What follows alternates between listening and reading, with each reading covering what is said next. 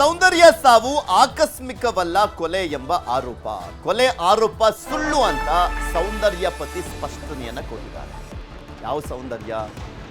ಹಿಂದೆ ಹಳೆಯ ನಟಿ ಇದ್ರಲ್ಲ, ಆ ಸೌಂದರ್ಯ ಸಾವಿನ ವಿಚಾರಕ್ಕೆ ಸಂಬಂಧಪಟ್ಟಂತೆ ಆಕಸ್ಮಿಕವಲ್ಲ ಕೊಲೆ ಎಂಬ ಆರೋಪ ಇತ್ತು. ಕೊಲೆ ಆರೋಪ ಸುಳ್ಳು ಅಂತ ಸೌಂದರ್ಯ ಪತಿ ಈಗ ಸ್ಪಷ್ಟನೆ ಪಡಿಸಿದ್ದಾರೆ. ಬಹಿರಂಗ ಪತ್ರದ ಮೂಲಕ GS ರಘು ಸ್ಪಷ್ಟನೆಯನ್ನು ಕೊಟ್ಟಿದ್ದಾರೆ. ನನಗೆ 25 ವರ್ಷಗಳಿಂದ ಮೋಹನ್ ಬಾಬು ಪರಿಚಯವಿದೆ. ಅವರೊಟ್ಟಿಗೆ ನಮ್ಮ ಕುಟುಂಬ ಆತ್ಮೀಯ ಬಾಂಧವ್ಯವನ್ನ ಹೊಂದಿದೆ. ನಾವೆಲ್ಲ ಒಂದೇ ಕುಟುಂಬದಂತೆ ಇದ್ದೇವೆ ಅಂತ GS ರಘು ಅವರು ಸ್ಪಷ್ಟಪಡಿಸಿದ್ದಾರೆ. ಮೋಹನ್ ಬಾಬು ಜೊತೆ ಯಾವುದೇ ಆಸ್ತಿ ವ್ಯವಹಾರ ಇಲ್ಲ. ಇದು ಸುಳ್ಳು ಸುದ್ದಿ ಆಗಿರೋದ್ರಿಂದ ಅಪಪ್ರಚಾರವನ್ನ ನಿಲ್ಲಿಸಬೇಕು. ಕೊಲೆ ಆರೋಪದ ಬಗ್ಗೆ ಸ್ಪಷ್ಟನೆಯನ್ನ ಕೊಟ್ಟಿರುವಂತದ್ದು ಸೌಂದರ್ಯ ಪತಿ. ಸೌಂದರ್ಯ ಸಾವಿನ ಬಗ್ಗೆ ಮೋಹನ್ ಬಾಬು ವಿರುದ್ಧ ಚಿಟ್ಟಿಮಲ್ಲು ಎಂಬುವರು ಖಮ್ಮಂ ಜಿಲ್ಲೆಯಲ್ಲಿ ದೂರನ್ನ ದಾಖಲು ಮಾಡಿದ್ರು. ಆಸ್ತಿ ವಿಚಾರವಾಗಿ ಸೌಂದರ್ಯ ಕೊಲೆ ಅಂತ ದೂರನ್ನ ಕೊಡಲಾಗಿತ್ತು. ಇದಕ್ಕೆ ಸ್ಪಷ್ಟನೆಯನ್ನ ನೀಡಿರುವಂತದ್ದು ಸೌಂದರ್ಯ ಪತಿ.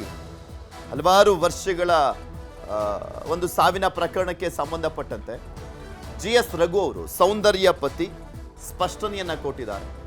ಒಂದು ಪ್ರೆಸ್ ರಿಲೀಸ್ ರೀತಿಯಲ್ಲಿ ರಿಲೀಸ್ ಮಾಡಿ ಅದರಲ್ಲಿ ಹೇಳಿಕೆಯನ್ನ ಕೊಟ್ಟಿರುವಂಥದ್ದು ಅವರು ಕೊಲೆ ಆರೋಪ ಸುಳ್ಳು ಅಂತ ಹೇಳಿದ್ದಾರೆ.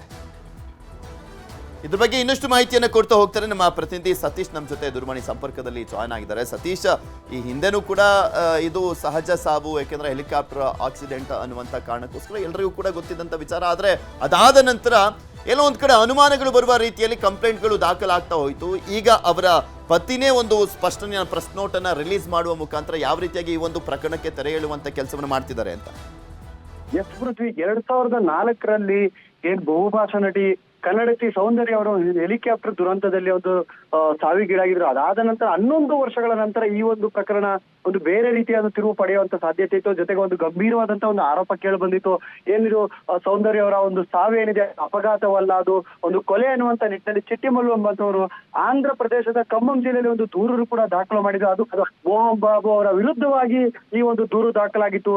ಈಗ ಆ ಒಂದು ಆರೋಪಕ್ಕೆ ಅವರ ಪತಿ ತೆರೆ ಎಳೆಯುವಂತ ಒಂದು ಪ್ರಯತ್ನ ಮಾಡಿದ್ದಾರೆ ಅಂತ ಅನ್ಬೋದು. ನೀವು ಹೇಳಿದಾಗೆ ಒಂದು ಪ್ರೆಸ್ ನೋಟ್ ರಿಲೀಸ್ ಮಾಡುವ ಮುಖಾಂತರ ನಮಗೂ ಮತ್ತೆ ಮೋಹನ್ ಬಾಬು ಅವರ ನಡುವೆ ಯಾವುದೇ ರೀತಿಯಾದಂತಹ ಹಣಕಾಸಿನ ವ್ಯವಹಾರ ಇಲ್ಲ.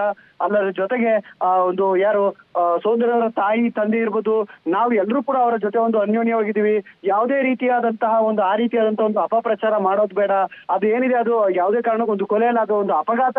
ಈ ಒಂದು ವಿಚಾರವಾಗಿ ಬೇರೆ ರೀತಿಯಾದಂತಹ ಒಂದು ಪ್ರಚಾರ ಮಾಡೋದು ಬೇಡ ಅನ್ನುವಂತ ನಿಟ್ಟಿನಲ್ಲಿ ಒಂದು ಪ್ರೆಸ್ ನೋಟ್ ಅನ್ನು ರಿಲೀಸ್ ಮಾಡುವ ಮುಖಾಂತರ ಆ ಆರೋಪಕ್ಕೆ ಒಂದು ಫುಲ್ ಸ್ಟಾಪ್ ಇಡುವಂತ ಒಂದು ಪ್ರಯತ್ನ ಮಾಡಿದ್ದಾರೆ ಅಂತಾನೆ ಹೇಳ್ಬೋದು ಪೃಥ್ವಿ. ಓಕೆ, ಧನ್ಯವಾದ ಸತೀಶ್ ನಿಮ್ಮೆಲ್ಲ ಮಾಹಿತಿಗಾಗಿ. ವಸತಿ ಶಾಲೆಯಿಂದ 2 ವಿದ್ಯಾರ್ಥಿಗಳು ನಾಪತ್ತೆ. ಚಿಕ್ಕಮಗಳೂರಿನ ತೇಗೂರು ಬಳಿ ಇರುವಂತಹ ವಸತಿ ಶಾಲೆ ತರುಣ್ ಮತ್ತು ಯಶ್ವಿನ್ ನಾಪತ್ತೆ ಆದಂತ ವಿದ್ಯಾರ್ಥಿಗಳು. ವಸತಿ ಶಾಲೆಯಿಂದ 2 ವಿದ್ಯಾರ್ಥಿಗಳು ನಾಪತ್ತೆ ಆಗಿದ್ದಾರೆ. ಚಿಕ್ಕಮಗಳೂರಿನ ತೇಗೂರು ಬಳಿ ಇರುವಂತ ವಸತಿ ಶಾಲೆ ಇದು. ತರುಣ್ ಮತ್ತು ಯಶ್ವಿನ್ ಅಂತ ನಾಪತ್ತೆ ಆಗಿರುವಂತ ವಿದ್ಯಾರ್ಥಿಗಳು. 9ನೇ ತರಗತಿ ಪರೀಕ್ಷೆಯನ್ನು ಬರೆದಿರುವಂತ ವಿದ್ಯಾರ್ಥಿಗಳು ನಾಪತ್ತೆ ಆಗಿದ್ದಾರೆ. 9ನೇ ತರಗತಿ ಪರೀಕ್ಷೆಯನ್ನು ಬರೆದಿದ್ದಾರೆ, ಅದಾದ್ಮೇಲೆ ನಾಪತ್ತೆ. ಬಸ್ಗಾಗಿ ಕಾದು ನಿಂತಿರುವಂತ ದೃಶ್ಯ CCTVಯಲ್ಲಿ ಸೆರೆಯಾಗಿದೆ. ವಸತಿ ಶಾಲೆಯ ಸಿಬ್ಬಂದಿ ವಿರುದ್ಧ ಪೋಷಕರು ಆಕ್ರೋಶವನ್ನ ವ್ಯಕ್ತಪಡಿಸಿದ್ದಾರೆ. ಮಾರ್ಚ್ 3ರ ಮಧ್ಯರಾತ್ರಿ ವಸತಿ ಶಾಲೆಯಿಂದ ನಾಪತ್ತೆ ಆಗಿರುವಂಥದ್ದು. ಮಾರ್ಚ್ 3ರ ಮಧ್ಯರಾತ್ರಿ ವಸತಿ ಶಾಲೆಯಿಂದ ನಾಪತ್ತೆ ಆಗಿದ್ದಾರೆ. ನಿಮಗೆ ತೋರಿಸ್ತಾ ಇದ್ದೀನಿ ನೋಡಿ ಫೋಟೋಗಳನ್ನ. ಈ 2 9ನೇ ಕ್ಲಾಸ್ ಓದ್ತಾ ಇದ್ದಂಥ ಮಕ್ಕಳೇ ನಾಪತ್ತೆ ಆಗಿರುವಂಥ. ನೀವೆಲ್ಲಾದರೂ ಕಂಡು ಬಂದರೆ ಈ 2 ಮಕ್ಕಳನ್ನ ಎಲ್ಲಾದರೂ ನೋಡಿದ್ರೆ ಅಲ್ಲಿನ ಪೊಲೀಸ್ ಠಾಣೆಗೆ ಮಾಹಿತಿಯನ್ನು ಕೊಡಿ. ಚಿಕ್ಕಮಗಳೂರು ಗ್ರಾಮಾಂತರ ಪೊಲೀಸ್ ಠಾಣೆಯಲ್ಲಿ FIR ದಾಖಲಾಗಿದೆ. 2 ವಿದ್ಯಾರ್ಥಿಗಳು ವಸತಿ ಶಾಲೆಯಿಂದ ರಾತ್ರೋರಾತ್ರಿ ಎಸ್ಕೇಪ್ ಆಗಿದ್ರು. ಆಲ್ಮೋಸ್ಟ್ ಇವತ್ತಿಗೆ 10 ದಿನ. 3ನೇ ತಾರೀಕು ನಾಪತ್ತೆ ಆಗಿದ್ದು, ಇವತ್ತು 13ನೇ ತಾರೀಕು, 11 ದಿನ ಆಗ್ತಾ ಬರ್ತಾ ಇದೆ. ಇನ್ನೂ ಕೂಡ ಆ ಮಕ್ಕಳು ಎಲ್ಲೋಗಿದ್ದಾರೆ, ಏನು ಎತ್ತ ಮಾಹಿತಿ ಸಿಕ್ಕಿಲ್ಲ. ಇದ್ರ ಬಗ್ಗೆ ಇನ್ನಷ್ಟು ಮಾಹಿತಿಯನ್ನು ಕೊಡ್ತಾ ಹೋಗ್ತಾರೆ ನಮ್ಮ ಚಿಕ್ಕಮಗಳೂರಿನ ಪ್ರತಿನಿಧಿ ಯೋಗೇಶ್. ನಮ್ಮ ಜೊತೆ ದೂರವಾಣಿ ಸಂಪರ್ಕದಲ್ಲಿ ಜಾಯ್ನ್ ಆಗಿದ್ದಾರೆ. ಯೋಗಿ, 2 ವಿದ್ಯಾರ್ಥಿಗಳು ನಾಪತ್ತೆ ಪ್ರಕರಣಕ್ಕೆ ಸಂಬಂಧಪಟ್ಟಂತೆ ಈಗ ಯಾವ ರೀತಿಯ ತನಿಖೆಯನ್ನ ಮಾಡಲಾಗ್ತದೆ? ಅವರಿಬ್ಬರ ಬಗ್ಗೆ ಏನಾದರೂ ಸುಳಿವು ಸಿಕ್ಕಿದೆಯಾ ಹೇಗೆ ಅಂತ? ಈಗ ಆಲ್ರೆಡಿ 11ನೇ ದಿನ ಆಗ್ತಾ ಬಂತು. ಎಸ್ ಪೃಥ್ವಿ, ಏನು ಈಗಾಗಲೇ ರಾಜ್ಯಾದ್ಯಂತ ವಸತಿ ಶಾಲೆಗಳಲ್ಲಿ ವಿದ್ಯಾರ್ಥಿಗಳು ನಾಪತ್ತೆ ಆಗ್ತಾ ಇರ್ತಕ್ಕಂಥ ಪ್ರಕರಣಗಳು ಒಂದಲ್ಲ ಒಂದ್ ಕಡೆ ಕೇಳಿ ಬರ್ತಾ ಇದಾವೆ, ಜೊತೆಗೆ ನೋಡ್ತಾ ಇದೀವಿ ಕೂಡ.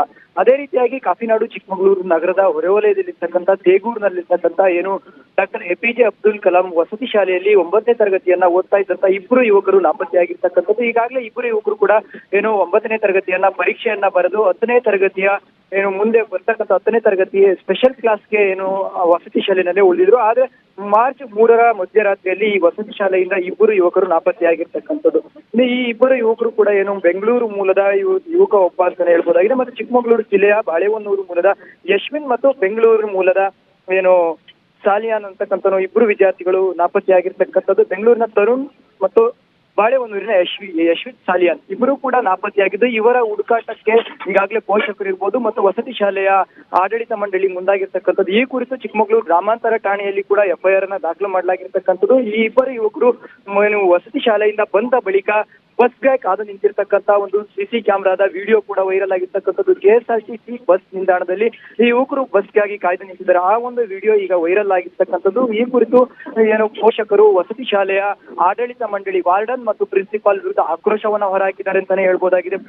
ಈ ಕುರಿತು ಗ್ರಾಮಾಂತರ ಠಾಣೆಯ ಪೊಲೀಸರು ಈಗಾಗಲೇ ತಂಡವನ್ನ ರಚನೆ ಮಾಡಿರ್ತಕ್ಕಂಥದ್ದು. ಈಗಲೂ ಇಬ್ಬರು ಮೂವರು ಅಧಿಕಾರಿಗಳನ್ನ ತಂಡವನ್ನ ರಚನೆ ಮಾಡಿ ಆ ಯುವಕರ ಪತ್ತೆಗಾಗಿ ಶೋಧ ಕಾರ್ಯವನ್ನ ಮುಂದುವರಿಸಿರ್ತಕ್ಕಂಥದ್ದು. ಜೊತೆಗೆ ಆ ಹುಡುಗರು ಯಾರ ಸಂಪರ್ಕದಲ್ಲಿದ್ದು, ಈಗಾಗಲೇ ಈ ಹಿಂದೆ ಒಬ್ಬ ವಿದ್ಯಾರ್ಥಿ ಇಲ್ಲಿಂದ ಶಾಲೆಯಿಂದ ತೊರೆದು ಬೆಂಗಳೂರಿನಲ್ಲಿ ಕೆಲಸಕ್ಕೆ ಹೋಗಿದ್ದಾನೆ ಅನ್ನೋ ಒಂದು ಮಾಹಿತಿ ಲಭ್ಯವಾಗಿರ್ತಕ್ಕಂಥದ್ದು. ಆ ಯುವಕ ಏನು ಈ ಒಂದು ಶಾಲೆಯಲ್ಲಿರ್ತಕ್ಕಂಥ ಒಂದು ನಂಬರ್ಗೆ ಮತ್ತೆ ಈ ಯುವಕರು ಕದ್ದು ಮುಚ್ಚಿ ಮೊಬೈಲ್ ಅನ್ನ ಯೂಸ್ ಮಾಡ್ತಾ ಇದ್ರು ಅನ್ನೋ ಒಂದು ಮಾಹಿತಿ ಕೂಡ ತನಿಖೆ ವೇಳೆ ಬಹಿರಂಗವಾಗಿರ್ತಕ್ಕಂಥದ್ದು. ಆ ಮೊದಲೇ ಏನು ಶಾಲೆಯನ್ನ ಬಿಟ್ಟು ಬೆಂಗಳೂರಿಗೆ ಹೋಗಿರ್ತಕ್ಕಂಥ ವಿದ್ಯಾರ್ಥಿ ಯಾರಿಗೆಲ್ಲ ಏನು ಕರೆ ಮಾಡಿ ಏನು ಈ ಒಂದು ಆಸೆಯನ್ನ ಹುಟ್ಟಿಸಿದಾನೆ ಅನ್ನೋ ಮಾಹಿತಿಯನ್ನ ಕಲೆ ಹಾಕ್ಲಿಕ್ಕೆ ಪೊಲೀಸ್ ಇಲಾಖೆ ಇದೀಗ ಮುಂದಾಗಿರ್ತಕ್ಕಂಥದ್ದು. ಪೃಥ್ವಿ. ಓಕೆ, ಧನ್ಯವಾದ ಯೋಗಿ ನಿಮ್ಮೆಲ್ಲ ಮಾಹಿತಿಗಾಗಿ.